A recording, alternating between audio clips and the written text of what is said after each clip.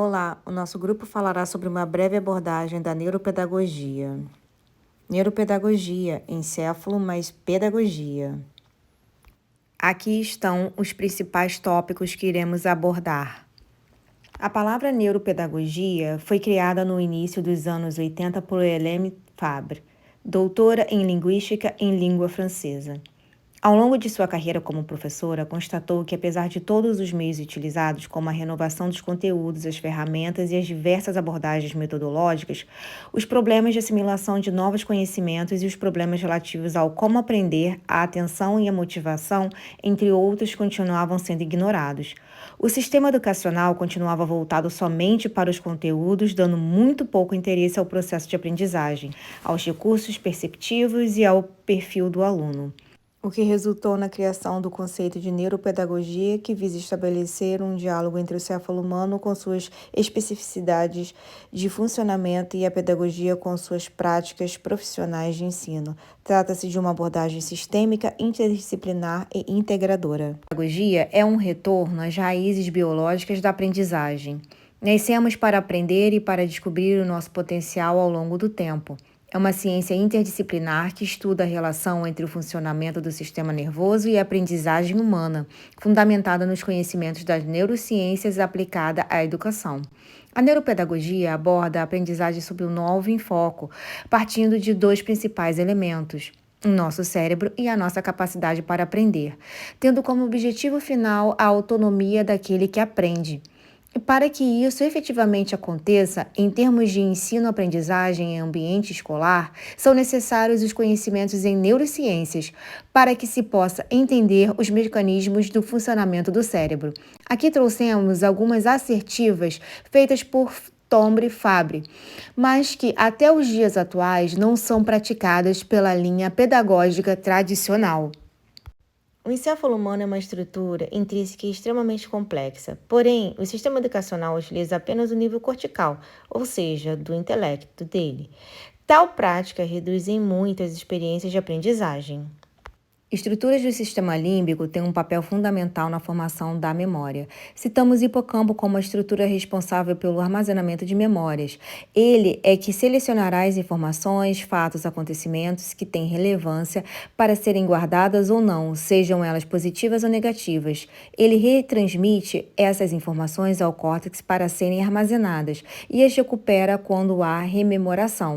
Sua numerosa conexão com um conjunto das áreas sensoriais do córtex permitem codificar todo o contexto associado a um acontecimento. Assim, o hipocampo está diretamente relacionado à aprendizagem. Outras estruturas, como a amígdala, que é considerada o centro de controle das emoções, e o núcleo accumbens, desempenham um grande papel na aprendizagem, na memória e, sobretudo, na regulação e na decodificação de nossas emoções. Assim, a carga emocional vivida pelo educando nos momentos dos acontecimentos o condiciona a qualidade da memória.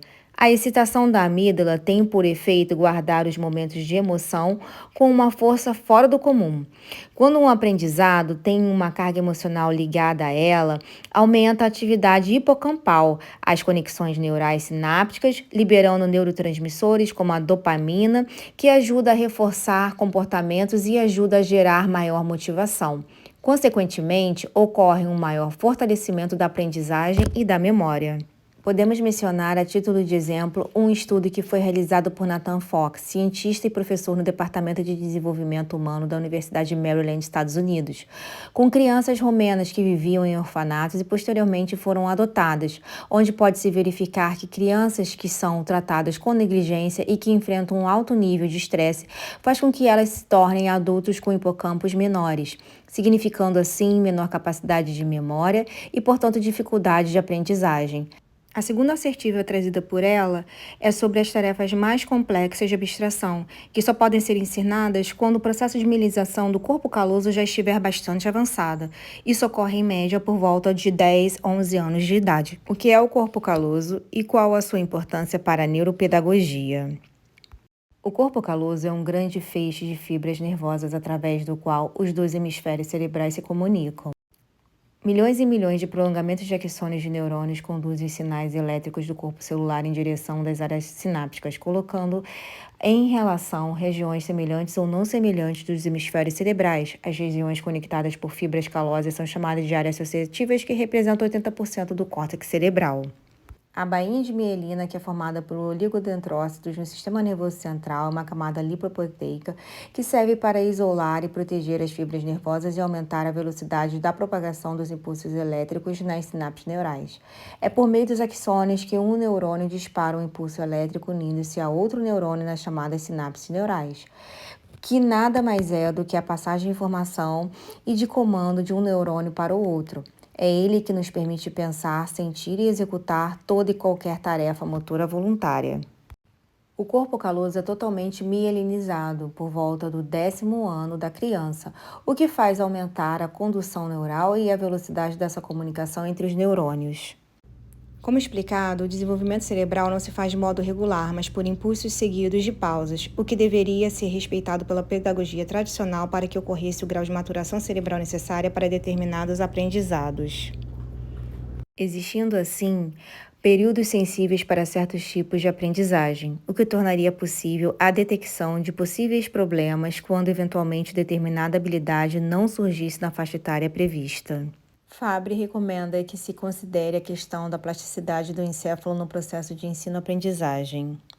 A plasticidade neural é a capacidade que o nosso cérebro tem de se modificar e reconfigurar sua arquitetura interna durante toda a nossa vida.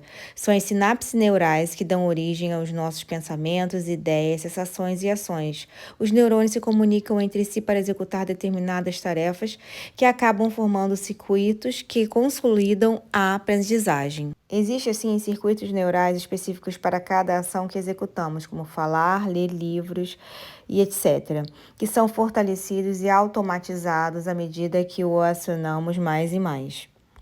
Levando-se em consideração o processo de aquisição de aprendizagem e sendo o cérebro uma estrutura que visa adaptar os indivíduos ao mundo, verifica-se que o cérebro não é invisível às más influências e aos efeitos nocivos causados, por exemplo, por uma boa noite de sono, que além de causar cansaço na criança, prejudica sua atenção, dificultando a reposição dos neurotransmissores, como a catecolamina, responsáveis pelo fortalecimento das memórias. O estresse ativa o hipotálamo e sintetiza cortisol e adrenalina, que resulta no aumento do risco de ansiedade e depressão infantil. A má nutrição pode diminuir a formação das sinapses neurais, justamente pela falta de consumo de proteínas. Assim, de acordo com Fabre, podemos compreender os motivos de dificuldades ou estagnação de aprendizagem de certos educandos, onde devemos nos atentar ao fato de que a plasticidade cerebral de uma criança nunca será igual à de outra, mesmo que elas tenham a mesma idade cronológica. Encerramos nosso vídeo por aqui, afirmando que a neurociência trouxe grandes contribuições para a pedagogia tradicional com a criação da neuropedagogia, o que possibilitou a todos os envolvidos no processo pedagógico a conhecerem e entender como a maturação cerebral das crianças ocorre, auxiliando assim na melhor condução dos ambientes educativos, bem como a produção de materiais didáticos mais efetivos e a planejar aulas que tornem a experiência do aprendizado escolar mais agradável e significativo. Obrigada.